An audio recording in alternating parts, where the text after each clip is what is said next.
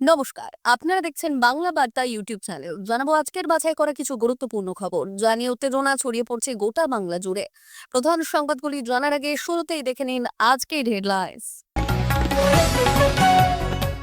দিলীপকে নিয়ে তুঙ্গে চর্চা, এরই মধ্যে বিরাট মন্তব্য স্ত্রী রিঙ্কুর, বলেই ফেললেন উনি তো। ডাক না পেলেও অমিত প্রশংসায় পঞ্চমুখ দিলীপ, তাহলে কি রাজ্য বিজেপিতে চাকা ঘুরছে? জুনের বাড়তি ইনকাম জানুন কত টাকা পাচ্ছেন এবং কবে আসবে টাকা আপনার অ্যাকাউন্টে। শাহের সভায় ব্রাত্য দিলীপ, জামাই ষষ্ঠীর ফাঁকে তাৎপর্যপূর্ণ মন্তব্য স্ত্রী রিঙ্কুর। ছুটি বাতিল বিতর্ক অব্যাহত, সরকারি কর্মীদের দিয়ে মামলার প্রতিহিংসা। কর্নেল সোফিয়া কুরেশির বেতন কত? অষ্টম বেতন কমিশনে এক ধাক্কায় মাইনে বাড়তে চলেছে সেনার। রাজ্যে ফের বাড়ছে করোনা, মার্কেট থানার অ্যাডিশনাল ওসি সহ 24 ঘন্টায় 82 জন আক্রান্ত। 26 বাংলায় ফুটবে পদ্ম, কিভাবে? হিসেব কষে সবটা বুঝিয়ে দিলেন অমিত শাহ। 1 মাসের মধ্যে বাতিল করে দেওয়া হবে 500 টাকার নোট, বিরাট সিদ্ধান্ত নিতে চলেছে কেন্দ্র। বাবার চেয়েও বড় মার্জিনে জিতবো, কালীগঞ্জ উপনির্বাচনে নিজেকেই চ্যালেঞ্জ তৃণমূলের আলিফার। হিংসাহীন ভোট হলে তৃণমূলের জামানত বাজেয়াপ্ত, চ্যালেঞ্জ শাহের, পাল্টা কি বললেন চন্দ্রিমা। রাজ্য সরকারি কর্মীদের বেতন পেনশন থেকে 15,129 কোটি টাকা কেটে নিয়েছে রাজ্য সরকার, বিস্ফোরক দাবি। বঙ্গ বিজেপিতে বিদ্রোহের আজ, দিলীপ ঘোষের অনুপস্থিতি বিতর্কের জন্ম দিল। সুপ্রিম কোর্টের আইনজীবী থেকে লোকসভার সাংসদ চিনে নিন রিঙ্কুর হবু স্ত্রী প্রিয়াকে। সময়ের আগেই বর্ষা এলেই ভোগাচ্ছে আর্দ্রতা, অস্বস্তিতে ভুগছে কলকাতাবাসী, রয়েছে বৃহস্পতিবারে সম্ভাবনা বৃষ্টিপাতে। প্রিয় দর্শক, আপনি যদি আমাদের চ্যানেলে নতুন হয়ে থাকেন তাহলে আমাদের চ্যানেলটিকে সাবস্ক্রাইব করে পাশে থাকা বেল আইকনটি ক্লিক করে রাখুন পরবর্তী খবরের আপডেটগুলো সবার প্রথমে পেতে। আসছি বিস্তারিত খবরে। দিলীপকে নিয়ে তুঙ্গে চর্চা, এর মধ্যে বিরাট মন্তব্য স্ত্রী রিঙ্কুর, বলেই ফেললেন উনি তো। বিধানসভা ভোটের আগে মোদির পর শাহের সভাতেও ডাক পাননি বঙ্গ বিজেপির প্রাক্তন সভাপতি দিলীপ ঘোষ। রবিবার যখন শাহের সভা নিয়ে বিজেপি নেতা কর্মীদের উৎসাহ উদ্দীপনা তুঙ্গে, এই সময় নতুন জামাই দিলীপ ঘোষের দেখা মিলল শ্বশুরবাড়ির জামাই ষষ্ঠীর অনুষ্ঠানে। মমতার সাক্ষাতের পর সত্যি কি কোণঠাসা দিলীপ? এই প্রশ্ন উঠছে বারবার। এর মধ্যে মুখ করলেন দিলীপ জয়া রিঙ্কু মজুমদার। সাপ বললেন উনি তো কমিটিতে নেই, ডাক পাওয়ার আশা করবেনই বা কেন? রিঙ্কু বললেন এরপর কিছু বলার থাকলে যারা সাংগঠনিক পদে আছেন তারা বলবেন, এখানে আমার কিছু আর বলার নেই। কেন কেন্দ্রীয় নেতৃত্বদের সভায় তাকে ডাকা হলো না? এ প্রসঙ্গে রবিবার প্রাতঃভ্রমণে বেরিয়ে দিলীপ ঘোষ বলেছিলেন কর্মীদের বৈঠক আছে, একটা স্তর নিশ্চিত থাকে। আমি জানি না কাদের কাদের ডাকা হয়েছে, আমার যখন দরকার হবে তখন ডাকা হবে, আমি পার্টির মধ্যে কাজের সঙ্গে আছি।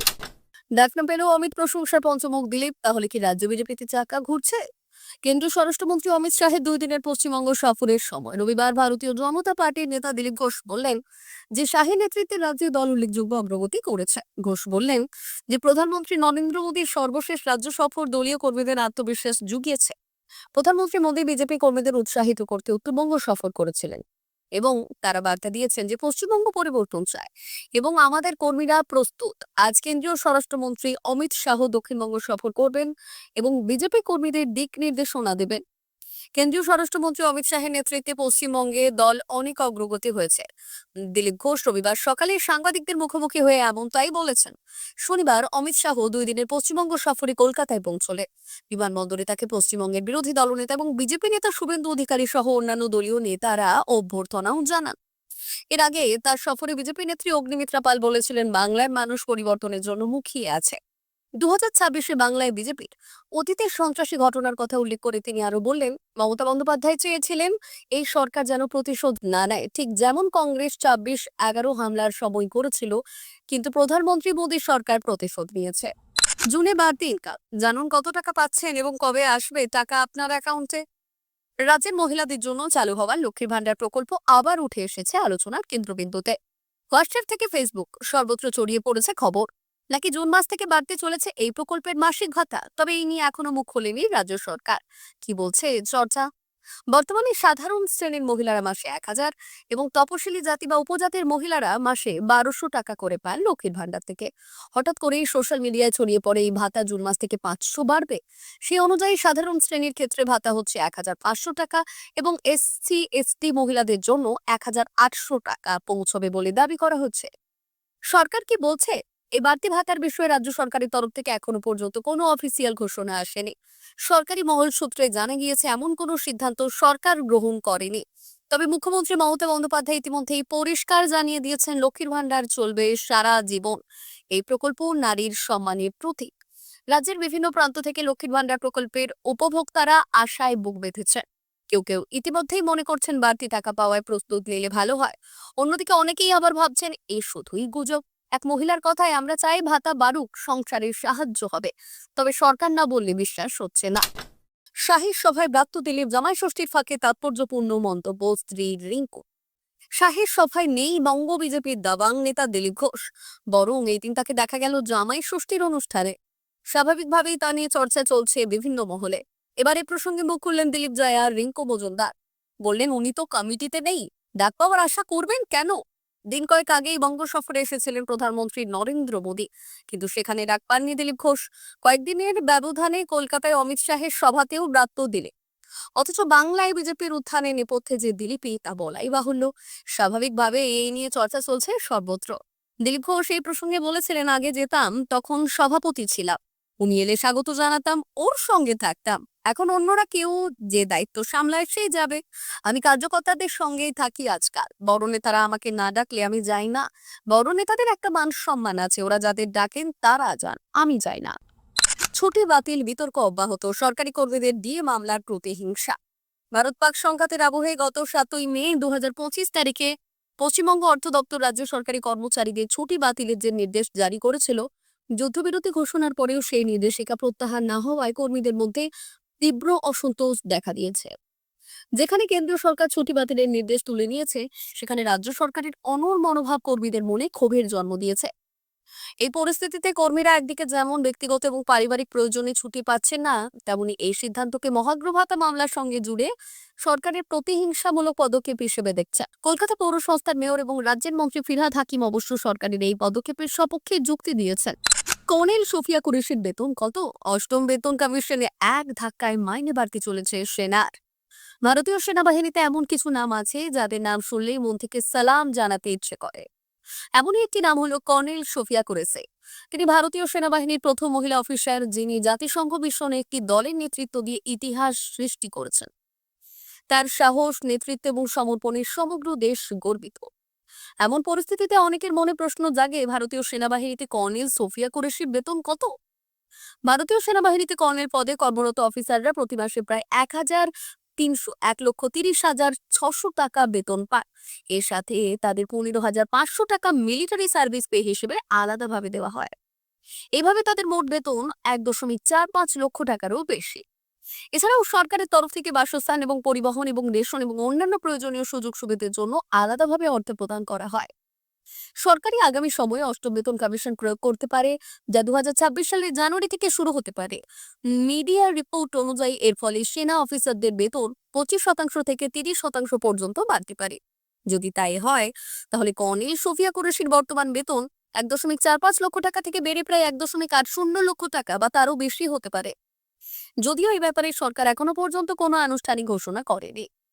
জানুয়ারিতে অষ্টম বেতন কমিশন গঠনের ঘোষণা হয় এবং আগামী বছরের মধ্যে বেতন এবং পেনশন সংশোধনের জন্য সুপারিশ জমা দেওয়ার আশ্বাস করা হচ্ছে। রাজ্যে ফের বাড়ছে করোনা। মার্কেট থানার অ্যাডিশনাল ওসি সহ 24 ঘন্টায় 82 জন আক্রান্ত। পশ্চিমবঙ্গে করোনা আক্রান্তের সংখ্যা আবারও বাড়ছে। গত 24 ঘন্টায় রাজ্যে নতুন করে 82 জন করোনায় আক্রান্ত হয়েছে। জানিয়ে মোট কোভিড আক্রান্তের সংখ্যা দাঁড়িয়েছে 287। কেন্দ্রীয় স্বাস্থ্য মন্ত্রকের রিপোর্ট অনুযায়ী সারা দেশে মোট আক্রান্তের সংখ্যা 3,758 জন। এই বৃদ্ধির মধ্যে এই চারু মার্কেট থানার অ্যাডিশনাল ওসি কুন্তল বিশ্বাস করোনা আক্রান্ত হয়েছেন বলে জানা যায়। তিনি বর্তমানে নিজের বাড়িতেই আইসোলেশনে রয়েছেন। নতুন ভ্যারিয়েন্ট এবং রোগ প্রতিরোধ ক্ষমতা। নভি মুম্বাইয়ের অ্যাপোলো হাসপাতালে জেনারেল মেডিসিন বিভাগের senior consultant doctor Bharat Agarwal এই প্রসঙ্গে বললেন যে এই পর্যায়ে কোভিড-19 ভাইরাসের বিরুদ্ধে মানুষের রোগ প্রতিরোধ ব্যবস্থা শক্তিশালী রয়েছে। এর জন্য তিনি ভ্যাকসিন এবং পূর্বের সংক্রমণ থেকে অর্জিত স্বাভাবিক ইমিউনিটিকে ধন্যবাদ জানিয়েছেন। ২৬শে বাংলায় ফুটবে পদ্ম, কিভাবে হিসেব কষে সবটা বুঝিয়ে দিলেন অমিত শাহ। ২১শে চেষ্টা করেও সম্ভব হয়নি, ২৬কেই এবার পাখির চোখ করে এগোচ্ছে বিজেপি। আর রবিবার নেতাজি ইন্ডোর স্টেডিয়াম থেকে সেই কথাই স্পষ্ট করে দিয়ে জোরালো বার্তা দিলেন স্বরাষ্ট্রমন্ত্রী অমিত শাহ। আগামী বিধানসভা নির্বাচনেই বাংলায় গঠিত হবে বিজেপির সরকার। শুধুমাত্র কথার কথা নয়, রীতিমতো হিসেব কষে বলে দিয়েছেন শাহ। বাংলায় বিজেপি সরকার গড়ার বার্তা অমিত শাহের। এদিন নেতাজি ইন্ডোর স্টেডিয়াম থেকে বাংলায় পদ্ম ফুল ফোটানোর বার্তা দিলেন অমিত শাহ। আগামী বছরই বাংলায় সরকার গঠন করবে বিজেপি। রীতিমতো হিসেব কষে স্বরাষ্ট্রমন্ত্রী জানিয়ে দিলেন, ২০১৭ সালের নির্বাচনের পরে ২০১৯ সালে লোকসভা নির্বাচন নিয়ে প্রস্তুত হচ্ছিলাম আমরা। কিভাবে হবে বাংলা জয়, স্পষ্ট হিসেব দিয়ে শাহ আরো বললেন, এরপর ২১ বিধানসভায় আমার ৭৭টি আসনে জয়লাভ করি আমরা। এরপর ২৪ লোকসভায় ৯৭টি আসনে গিয়েছিল বিজেপি। ১৪৩টি আসনে ৪০%-এরও বেশি ভোট পেয়েছি আমরা। অর্থাৎ যদি আরো এগোই তাহলে আগামী নির্বাচনে সরকার তৈরি হবে বিজেপি। স্বরাষ্ট্রমন্ত্রীর কথায় ২০১৭ সালে তিনি বিজেপির সভাপতি থাকাকালীন বলেছিলেন বিজেপির সরকার গঠিত হবে এখানে। এতদিনে এগিয়ে এসেছে সেই দিন। ২৬ এই রাজ্যে বিজেপির সরকার গঠন হবে। সেই সঙ্গে দলীয় নেতা কর্মীদের উদ্দেশ্যে তিনি অনুরোধ করেছিলেন একে একে ভোটারদের কাছে গিয়ে নরেন্দ্র মোদী এবং বিজেপির বার্তা তাদের কাছে পৌঁছে দিতে। উল্লেখ্য, নরেন্দ্র মোদীর বাংলা সফরে দুদিনের মধ্যেই রাজ্যে এলেন অমিত শাহ। মনে করা হচ্ছে রাজ্য বিজেপির ঝিমিয়ে পড়া নেতা কর্মীদের উজ্জীবিত করতেই এই শাহী সফরের পরিকল্পনা। ২৬ এই বিশেষ গুরুত্ব দিচ্ছে বিজেপি। ১ মাসের মধ্যে বাতিল করে দেওয়া হবে ৫০০ টাকার নোট, বিরাট সিদ্ধান্ত নিতে চলেছে কেন্দ্র। বিরাট খবর, আগামী ১ মাসের মধ্যে বাতিল করা হবে ৫০০ টাকার নোট। বিরাট সিদ্ধান্ত নিতে চলেছে কেন্দ্র সরকার। সেক্ষেত্রে ফের কি নোটবন্দির মুখে পড়তে চলেছে দেশ? কবে এই বিরাট সিদ্ধান্ত কার্যকর হতে চলেছে জেনে নিন সব তথ্য। জানা যাচ্ছে বাজার থেকে সব থেকে ৫০০ টাকার নোট তুলে নিতে পারে কেন্দ্র। তাহলে কি নোটবন্দি পরিস্থিতি ফিরে আসতে চলেছে? সম্প্রতি ভারতীয় রিজার্ভ ব্যাংক ঘোষণা করেছিল যে সমস্ত ব্যাংক এবং হোয়াইট লেভেল এটিএম অপারেটরদের এটিএমে ১০০ টাকা এবং ২০০ টাকার নোট বাধ্যতামূলকভাবে রাখতে হবে।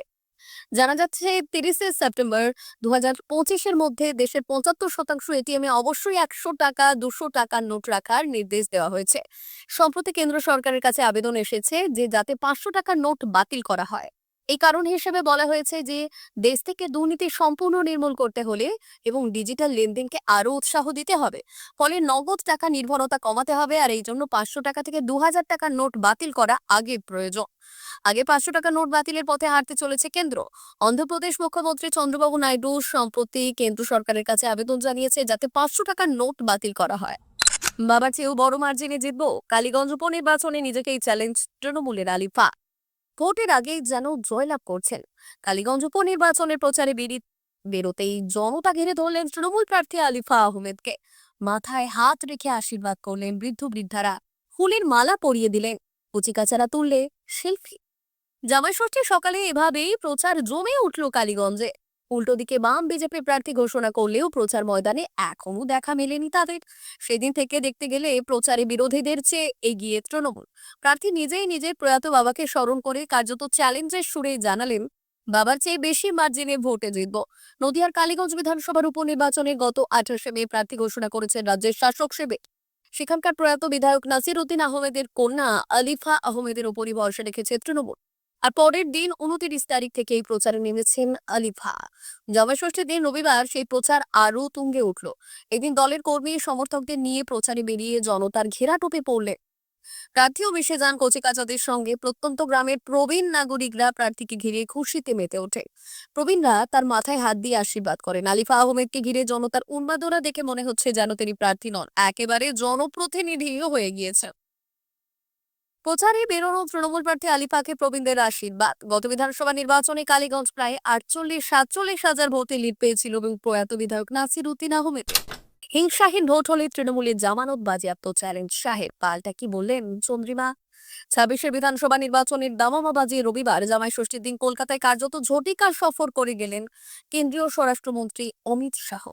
নেতাজি ইন্ডোর স্টেডিয়ামে বিজয় সংকল্প কার্যকর্তা সম্মেলন থেকে রাজ্যের শাসক দলকে নানা বিষয়ে আক্রমণ করলেন। এমনকি ৩ বার বিপুল ভোটে জিতে রাজ্যের ক্ষমতায় থাকা তৃণমূলকে চ্যালেঞ্জ করে শাহ বললেন, হিংসা আর রিগিং ছাড়া ভোট হলে তৃণমূলের জামানত বাজেয়াপ্ত হবে। মমতা বন্দ্যোপাধ্যায় আর মুখ্যমন্ত্রী হতে পারবেন না। তার এই চ্যালেঞ্জের পাল্টায় তৃণমূলের তরফে চন্দ্রিমা ভট্টাচার্য, কাকলি ঘোষ দস্তিদারকে সাফ বক্তব্য ভোট করায় দিল্লি নির্বাচন কমিশন, আর হিংসে হলে তার দায়ী কমিশনের। রাজ্য সরকারি কর্মীদের বেতন পেনশন থেকে 15,129 কোটি টাকা কেটে নিয়েছে রাজ্য সরকার, বিস্ফোরক দাবি। ইস্যুতে জট, বিভিন্ন ডিএ ইস্যুতে জট এখনো পুরোপুরি কাটেনি। সুপ্রিম কোর্টের নির্দেশে সাময়িক সুরাহা হয়েছে সরকারি কর্মীদের জন্য। আপাতত রাজ্য সরকারি কর্মীদের 6 সপ্তাহের মধ্যে বকেয়া ডিএর 25% মিটিয়ে দেওয়ার নির্দেশ দিয়েছে সুপ্রিম কোর্ট। সর্বোচ্চ আদালতের রাজ্যের দেওয়া হিসেব অনুযায়ী সরকারি কর্মীদের বকেয়া মেটাতে 41,770.95 কোটি টাকা লাগবে, যা 25% হলো 10,10,442.73 কোটি টাকা। বঙ্গ বিজেপিতে বিদ্রোহের রাজ, দিলীপ ঘোষের অনুপস্থিতির বিতর্কের জন্ম দিল। পশ্চিমবঙ্গে বিজেপিতে অভ্যন্তরীণ কোন্দল প্রকাশ্যে এসেছে। প্রাক্তন রাজ্য সভাপতি দিলীপ ঘোষ রবিবার কেন্দ্রীয় স্বরাষ্ট্রমন্ত্রী অমিত শাহের উপস্থিতিতে একটি গুরুত্বপূর্ণ সাংগঠনিক বৈঠকে অনুপস্থিত ছিলেন। এর আগে 29শে মে আলিপুরদুয়ারে প্রধানমন্ত্রী নরেন্দ্র মোদীর জনসভাতেও তিনি যোগ দেননি। এই ঘটনাগুলি দলের মধ্যে উত্তেজনা বাড়িয়েছে, বিশেষ করে দিলীপ ঘোষের মমতা বন্দ্যোপাধ্যায়ের সঙ্গে দীঘায় সাক্ষাতের পর। আর এই সাক্ষাৎকে অনেক বিজেপি নেতা বিশ্বাসঘাতকতা হিসেবে দেখছেন। ঘোষ বিতর্কের জবাবে বললেন, উপাসনালয় পরিদর্শন আমার অধিকার, কেউ আমার সততা নিয়ে প্রশ্ন তুলতে পারে না। সুপ্রিম কোর্টের আইনজীবী থেকে লোকসভার সাংসদ চিনে নিন রিঙ্কুর হবু স্ত্রী প্রিয়াকে। তাকে নিয়ে ক্রিকেট প্রেমীদের মধ্যে জোর চর্চা, কারণ কয়েকদিন পরেই নাইট তারকা রিঙ্কু সিং এর সঙ্গে বাগদান সারবেন তিনি। তারপর থেকেই ক্রিকেট প্রেমীদের মনে প্রশ্ন, কে এই প্রিয়া সরোজ, কিভাবে রিঙ্কুর সঙ্গে তার দেখা, তাদের সম্পর্ক বিয়ে পর্যন্ত গড়ালো কিভাবে। জানা গিয়েছে নতুন ইনিংস শুরু করতে চলেছেন রিঙ্কু সিং। নাইটদের আইপিএল অভিযান শেষ, এবার বিয়ের পিড়িতে বসার প্রস্তুতিতেই। শোনা যাচ্ছে আগামী 8ই জুন উত্তরপ্রদেশের সমাজবাদী পার্টির সাংসদ প্রিয়া সরোজের সঙ্গে বাগদান পর্ব সম্পন্ন হবে কেকেআর এর ক্রিকেটারে। কবে সাত পাকে বাধা পড়বেন রিঙ্কু প্রিয়া তা অবশ্য এখনো জানা যায়নি। আপাতত লখনৌয়ের বিলাসবহুল হোটেলে বাগদান পর্ব সম্পন্ন হবে দুই পরিবারের উপস্থিতিতে। চলতি বছরের শেষ দিকে হয়তো বিয়ে সারতে পারেন রিঙ্কু। সময়ের আগেই বর্ষা এলেই ভোগাচ্ছে আর্দ্রতা, অস্বস্তিতে ভুগছে কলকাতাবাসী, রয়েছে বৃষ্টিপাতের সম্ভাবনা। কলকাতায় আর্দ্রতা বৃদ্ধির সঙ্গে সঙ্গে অস্বস্তিকর গরমের পরিস্থিতি বিরাজ করছে। উত্তরবঙ্গে ভারী বৃষ্টিপাতের পূর্বাভাস, কমলা সতর্কতা জারি। বাতাসের পরিস্থিতি অনুকূল হওয়ায় জলীয় বাষ্পের পরিমাণ বেশি। জলীয় বাষ্পের কারণে তাপ এবং আর্দ্রতার অস্বস্তি বেদনাদায়ক হতে পারে। মাঝে মাঝে হালকা থেকে মাঝারি বৃষ্টিপাত হলেও অস্বস্তিকর গরম আবহাওয়া কমাতে যথেষ্ট নয়। আজ সোমবার আকাশ মেঘলা থাকবে, বজ্রপাত সহ হালকা বৃষ্টিপাতের সম্ভাবনা রয়েছে। সর্বোচ্চ এবং সর্বনিম্ন তাপমাত্রা 36 ডিগ্রি থেকে 29 ডিগ্রি সেলসিয়াস থাকবে। রবিবার কলকাতা এবং এর আশেপাশের অঞ্চলের সর্বোচ্চ তাপমাত্রা ছিল 35.4 ডিগ্রি সেলসিয়াস, যা স্বাভাবিকের থেকে 2.4 ডিগ্রি কম। সর্বনিম্ন তাপমাত্রা ছিল 28.6 ডিগ্রি সেলসিয়াস, যা স্বাভাবিকের থেকে 0.8 ডিগ্রি বেশি। বাতাসে আপেক্ষিক আর্দ্রতা যথাক্রমে 92% এবং 59% ছিল। কয়েকদিন আগে বৃষ্টিতে ভিজে থাকা দক্ষিণবঙ্গ এখন আর্দ্রতার কারণে অস্বস্তিকর গরমের সম্মুখীন হচ্ছে। পারদ ইতিমধ্যেই বাড়তে শুরু করেছে, তাপমাত্রা কমপক্ষে 4 ডিগ্রি সেলসিয়াস বৃদ্ধি পেতে পারে। সর্বোচ্চ এবং সর্বনিম্ন তাপমাত্রা 2 ডিগ্রি বৃদ্ধি পাবে। বাতাসের পরিস্থিতি অনুকূল হওয়ায় জলীয় বাষ্পের পরিমাণ বেশি। নির্ধারিত সময়ের আগেই দেশে বর্ষায় এসে পৌঁছেছে। প্রিয় দর্শক, এখনকার মতো খবর এই পর্যন্তই। ধন্যবাদ।